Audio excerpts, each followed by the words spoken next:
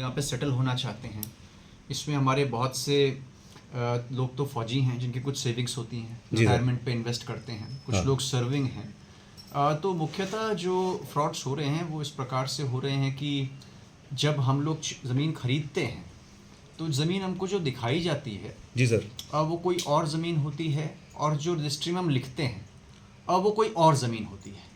तो पहला तो मेरा यही रिक्वेस्ट है कि इसको मैंने सभी इंस्ट्रक्शंस भी दिए हैं अन्य जगह पे पटवारीज़ को भी और कानूनगोज़ को भी।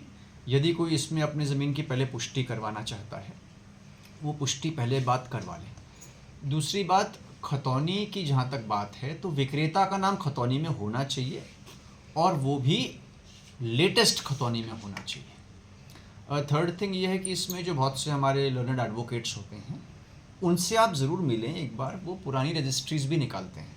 पुरानी रजिस्ट्रीज़ निकालने की बाकायदा प्रक्रिया है।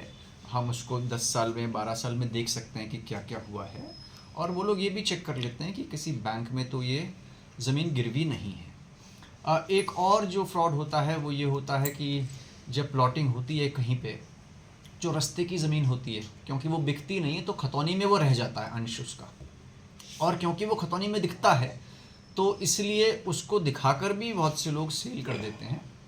और किसी का भी रिक्त प्लॉट होता है तो वो उसको वो पोजीशन दे देते हैं, और बाद में जब पता चलता है कि मालिक कोई और है तो फ्रॉड होता है। तो यद्यपि इसमें हम लैंड फ्रॉड में कार्रवाई भी कर रहे हैं, एफआईआर्स भी लगभग 30-35 मामलों में हो चुकी हैं, लेकिन ग्राहक की ओर से भी इसमें जागरूकता की बहुत आवश्यकता है।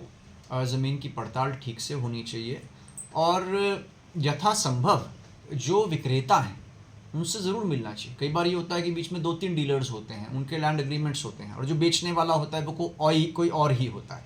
इसको ज़रूर देख लें।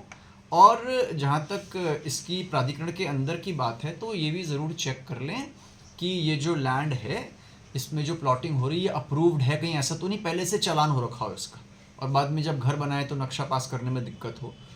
नैनीताल में और भीमताल में जो लोग परचेज़ कर रहे हैं वो इस बात को ज़रूर देख लें कि लैंड यूज़ जो महायोजना वर्तमान में चल रही है तो उस ज़मीन का भू उपयोग क्या है। आदमी कई बार घर खरीदने के लिए घर बनाने के पर्पज़ से लेते हैं, लेकिन पता चला कि उसका जो लैंड यूज़ है पहले से ही व्यावसायिक है, या उसका लैंड यूज़ शैक्षणिक है, वहाँ पे केवल स्कूल बन सकता है, या उसका स्पोर्ट्स है। तो इन सब बातों पे मुझे लगता है ध्यान देना आवश्यक है, ताकि किसी प्रकार के लैंड फ्रॉड से हम बचें। Thank you.